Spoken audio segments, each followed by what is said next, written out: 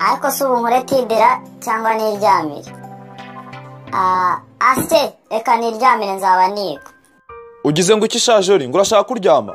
Ibeshye senze tubonane. Icara hamwe nze ngira ibibazo nkubaza. Mwarimu wawe yambwiye ko wabaye umuswa mu ishuri.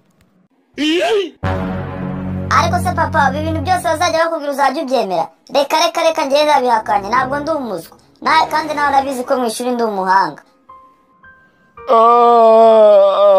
Okay, reka nze tubonane, reka nze nicara ngo babimbwire neza. Niko, ngansubiza rero ibibazo ngiye kukubaza niba ushaka kuryama. Twagiye. Okay, ngaho mbwira. Adolf Hitler yaguye mu ruhe rugamba? Ibyo ni ibintu byumvikana cyane. Yaguye mu rugamba rwe rwa nyuma. Ngaho mbwira sha, u Rwanda rwabonye ubwigenge kuwuhe munsi? Ako papa nawe rekera kwigira nk'umwana. None se ubwo ntabwo byumva ko nyine u Rwanda rwabonye ubwigenge ku munsi w'ubwigenge? None se utambeshye niye basinye amasezerano y'ubwigenge? Abayasinyiye ku mpera z'urupapuro. Ayiwa cyane ukomeje kundya mu mutwe. Ubu Minervare nkwishyura n'iki koko? Ariko sha ntacyo. Reka dukomeze. Ngaho nsobanura impamvu itera gutandukanya kw'abashakanye. Papa, impamvu itera gutandukana kw'abashakanye nta yindi ni ukubana. None se ubundi Nelson Mandela yavutse kuwuhe munsi? Ibyo ni ibintu byoroshye. Nelson Mandela yavutse ku munsi yavukiyeho. Okay, ngaho mbwira. Ubu nguhaye imineke 8 ngo igabanya abantu 6. Wabigenza gute? Yewe iyo mineke 8 nahita nyingamo umutobe ubundi nkabagabanya umutobe. Okay, ngaho mbwira. Nirihe zina bita umuntu uhora ubaza ibibazo bitarangira? Ni papa. Wacyana urananiye. Unabuze ikintu nagukorera kuko Minervare nkwishyura n'iki kuko wa muswa.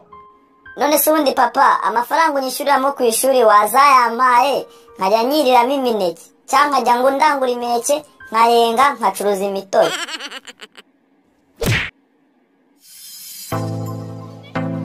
Class harya ninde wanyibutse ibintu twizeje? Twize ibihugu n'imirwa mikuru yabyo. Ariko se ubundi joro reka nkubaza, Pakistan na Tanzania ni ibihugu cyangwa ni imiceri?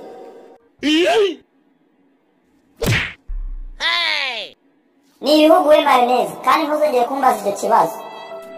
Ariko joro uzi ko koko mbimenye kuri injiji, Pakistan na Tanzania ni imiceri ntabwo ari ibihugu. Akuguzi n'ikindi injiji ni wowe ntukomeze kunyita injiji aho. Ariko ubwo Joriji nakibwa murapfi cyaho ngahora muhaguruke mungire mugire vuba vuba.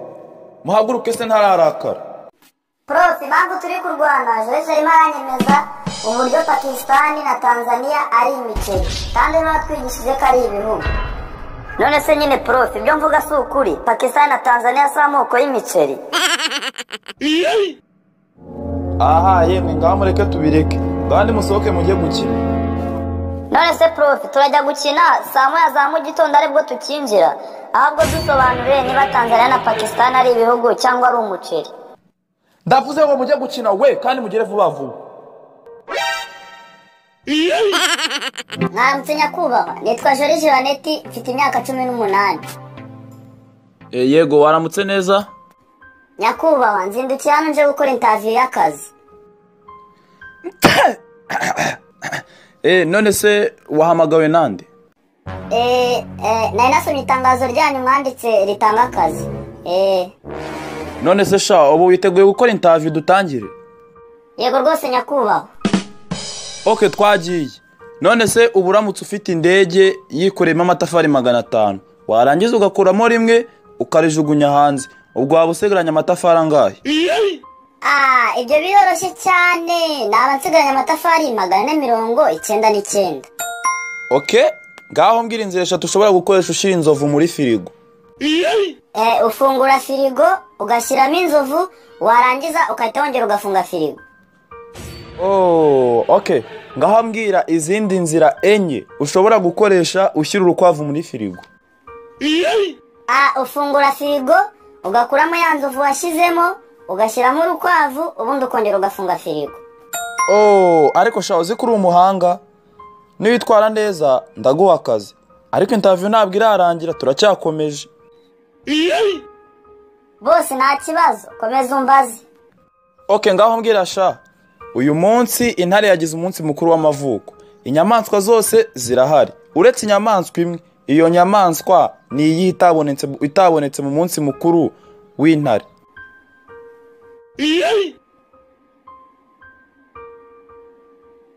Yewe bose, nyuma yo kubitekerezaho nsanze inyamaswa itagiye mu munsi mukuru w'intare ari urukwavu, kubera ko urukwavu rwari ruri muri filime.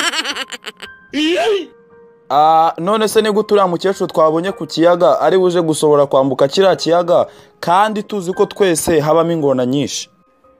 Yewe bose wihangayika, kuko uriya mukecuru ntabwo ari buribwe n'ingona, kuko ingona zose zagiye mu munsi mukuru w'intare. Ubwo rero umukecuru ari bwambuke neza nta kibazo. Ariko yewe mwawuze ubwenge pe. Ariko reka nkubaze ikibazo cya nyuma, nugitsinda ndanguha akazi. None se kuri ya mukecuru byaje kurangira apfuye, ni ukubera iki? Yishwe n'iki?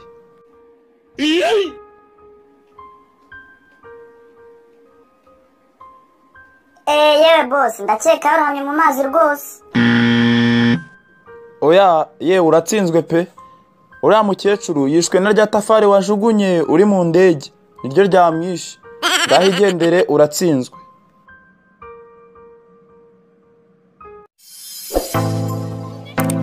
Banyeshuri rero nizere ko mwakoze homework naraye mbahaye. Ariko profe, buriya ushobora guhanira umuntu ikintu atakozera? Oya rwose ntibishoboka, ibyo ni ibintu byumvikana. Ewe mani shimwe. Profe, naragize ubwoba kuri bunkubite, homework waraduhaye ntayo nakoze. Ubwo rero byumvikane ko utari bunkubitire ibintu ntakoze.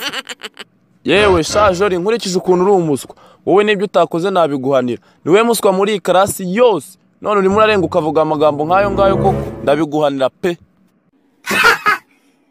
Ariko profe, ntabwo rero wifashe ukanyita injiji, biba byumvikana ko wowe uri umuhanga. None se niba uri umuhanga, ngirira ijambo kabaye barivuga gute mu Cyongereza? Mbese nyine urebye barivuga kabaye. Byiza cyane, byumvikane ko nawe uri injiji. Uraho, ni mushiki wa Joyce Vanette. Nabasabaga ko mwakanda follow cyangwa subscribe kugira ngo mujye mubona komedi ziwe. Murakoze.